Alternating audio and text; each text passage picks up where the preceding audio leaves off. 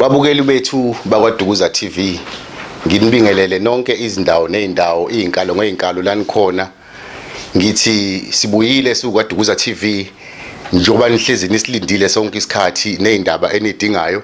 Sibuyile njalo size kuye usisi njengoba sasishila ukuthi siyonilandela udaba kusukela ekuqaleni isigaba nesigaba ngasinye kuze kuyofika egcineni.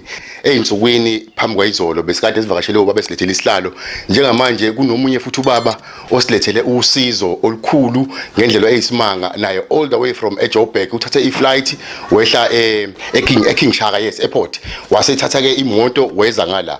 Ake ngibingelele kuyena nikhulume naye ayichaza ukuthi ubani uqhamukaphi baba ngibingelele. Sanibonani endlini. Egama mina nguJoseph Meleme. Ngisuke eTsakani eGoli. Ngithema ngibona indaba kaSisi ethi ku YouTube. Ngisendele umunye usisi ose New German ilink wathi mkhulu awubheke la. Ngithema ngibona ngingathinteka kakhulu. Mangizosisa athi uyahlala 3 days angakhona nokudla. Lela ngilimaza lelo gama lelo. Makathi ufisa nokufa.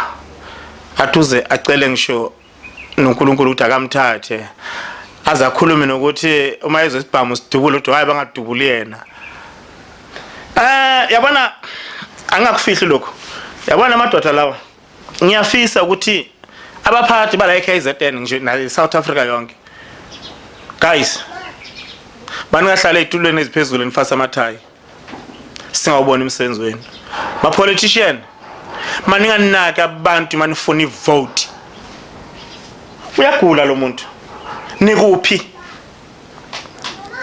3 years egula. Nikuphi? The only thing eniyazi kuloko niphushana nodwa ndokunixabana thina abantu ba underground siyalimala.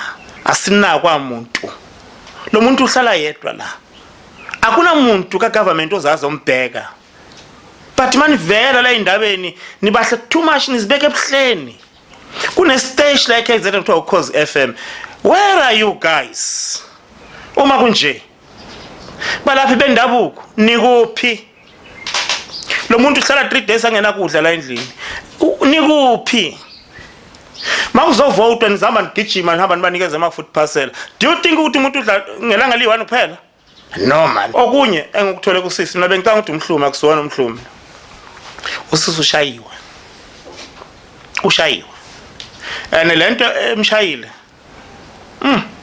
Baningi abantu asebahambile ngayo. Mangifika lana ipain ngimthola kuyo bemangalisa. But right now uyasmile lapha. Ngizomsiza.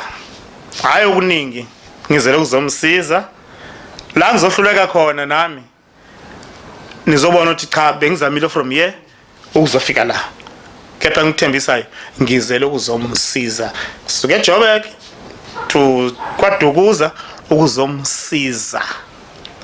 Into engilete la ukubona umuntu kaNkulunkulu ekhala inyembezi ehlala ebhlungini obunjeya. Akuna umuntu odeserve lento ayiphilayo lo sisi. Akekho. Ukuthi yamazi oromazi uBrenda kunengoma ezakhe ezi3. 1 umuntu ngabantu. 2 kuya ngokuthi ngubani uphila nobani. 3 musukumbulala ye kusasa uzomdinga. Bafethu ngiyababonga lamadoda ayi2.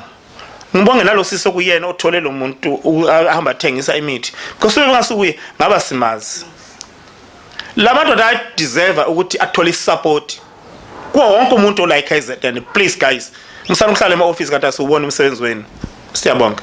Joseph Melembe from Tsakane bafowethu ngicabanga ukuthi ukhulumile ubaba ugeqa amagula mangase ngikhulume ngaphezulu kwalokho asekukhulumile ngabe sengiyona. Sicela ukuthi uNkulunkulu alule isandla kuyo yonke imSamaria efikile ngoba bafowethu iJozi siyalibonga kukude kodwa abantu bayakwazi basebenzisa imali zabo. Bafowethu siyabonga nje kakhulu into ezokwenza ukuthi sikhule njalo ukuthi ni subscribe ku YouTube, nisilandele ku Facebook, nisilandele ku Instagram. ngoba iyona ndlela engibona ukuthi njengamanje nathi ingasenza size sifike la esifina ukufika khona, ngoba siyafisa ukuthi umuntu nomuntu mayisibekela inkinga yakhe singayibuki phansi, singagcini ngokuyifunda sibuke izithombe, kepha siyibuke siyibukele singasikenywa abantu, sigcine sifake into ekugcineni ezongcolisa igama lethu. Sifisa ukuthi konke esikwenzayo kube phambi komphakathi, ingakho ukuthi into nento esiyenzayo kusisi sinthi siyaqala sibonise naba akude abafuna ukubona bese understand stage sethu ikwaDukuza TV ukuthi isebenza kanjani, ngoba inhloso yethu uqala konke ukuthi sikwazi ukusiza. Ya ngiyashaya kuyimanje.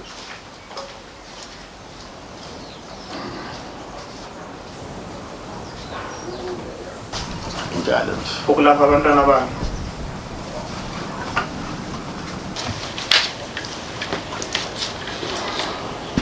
Ngibingelele kubabukeli. Babukeli ngithokoze kakhulu ngazi usimangithini ngibona ubaba ovela from eGoli, ubaba uMelembe uzongisiza ngokwelashwa ngokwesintu.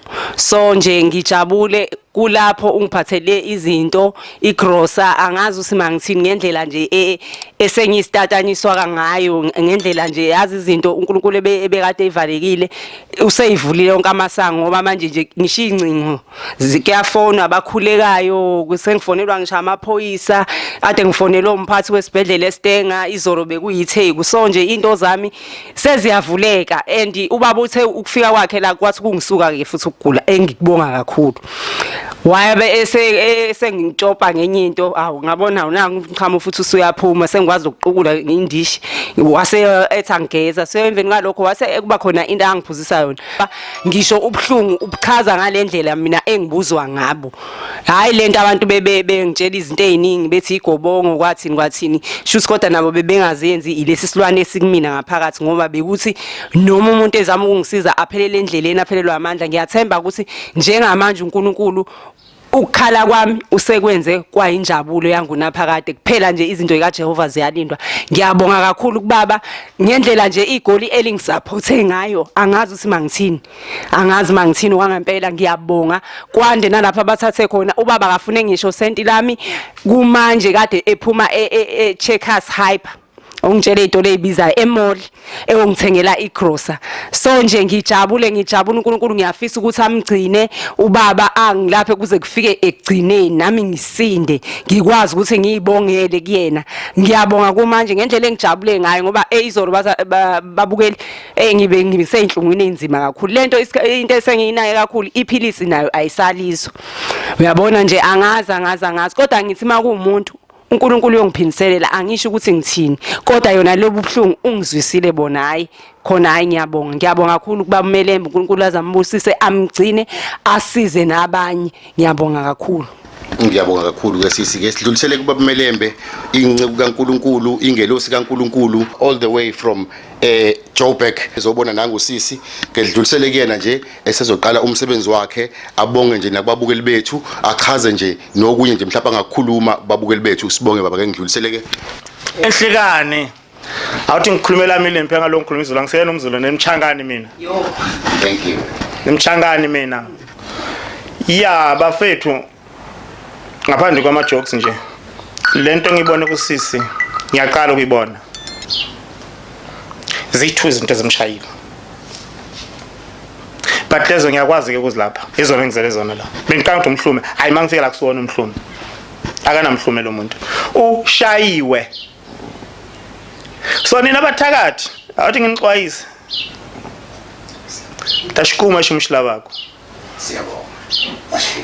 Qaqanga ukuthi ngizobusa umhlaba, never. Ngeke nobusa umhlaba kaNkulunkulu lo. Thakathani ngiyeza ngisemva kwenu. Amen. uNkulunkulu khona baba Malembe, siyabonga nje kakhulu. uNkulunkulu akubusise, sesihamba nceke kaNkulunkulu, sicela ube nendlela enhle usubuyele ekhaya, ngoba siyazi ukuthi ngeke usabuyela njengamanje, kukude kakhulu la uqhamuka khona. Sicela nje uqhubeke nomsebenzi wakho, uqhubeke kahle. uNkulunkulu athele isandla kubo, yena uNkulunkulu ohamba phambili emsebenzini wenu eniwenzayo. Sibonge kakhulu baba ukuthi Nkosi ithele umusa. Sesicela nje indlela, sicela niqhubeke njalo nokusubscribe, nisinikeze amandla ukuthi siqhubeke lo msebenzi esiwenzayo omuhle wase KZN ne South Africa nje yonke ngokupheleleyo. Siyabonga babukeli. Basikole.